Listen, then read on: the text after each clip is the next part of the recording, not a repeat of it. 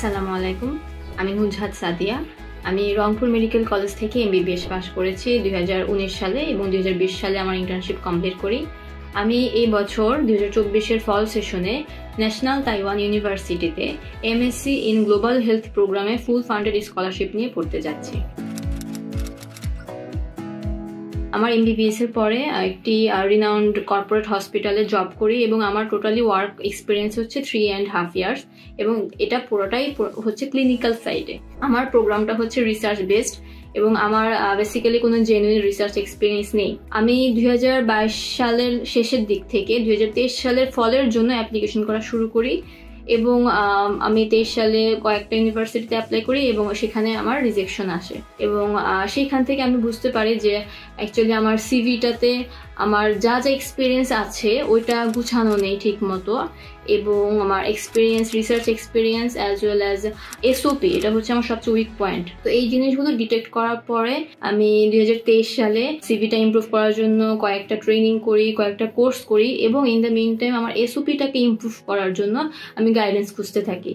আমাদের এমবিবিএস লাইনে মানে ক্লিনিক্যাল লাইনের জন্য অনেকগুলো গাইডেন্স আছে ক্লিনিক্যাল ডিগ্রির জন্য, like FCPS, MRCP and thesis ছাড়া এমবিবিএস স্টুডেন্টদের জন্য বাইরে একটি রিসার্চ প্রোগ্রামে এনরোল হওয়ার জন্য যেই রিসার্চ এক্সপিরিয়েন্স বা একাডেমিক একটা স্ট্রাকচার্ড সিভি লাগে সেই ধরনের কোনো গাইডেন্স আমাদের নেই। তো তখন আমি হচ্ছে ইউটিউবের ভিডিও দেখতে থাকি, ফেসবুকের পেজগুলো স্ক্রল করতে থাকি, তখন হচ্ছে আমি সাবাস ফাঁকিবাজের বেশ কয়েকটা ভিডিও দেখি এবং ওখান থেকে ওদের এসওপি এবং email writing as well as CV রাইটিংয়ে বেশ কয়েকটা ভিডিও আমার ভালো লাগে এবং ওখান থেকে আমি বেশ বেনিফিটেড হই। এক্সপার্টলি ডেভেলপ করার জন্য আমি আবর্তনের এসওপির কোর্সটা করি এবং ইমেলের কোর্সটা করি।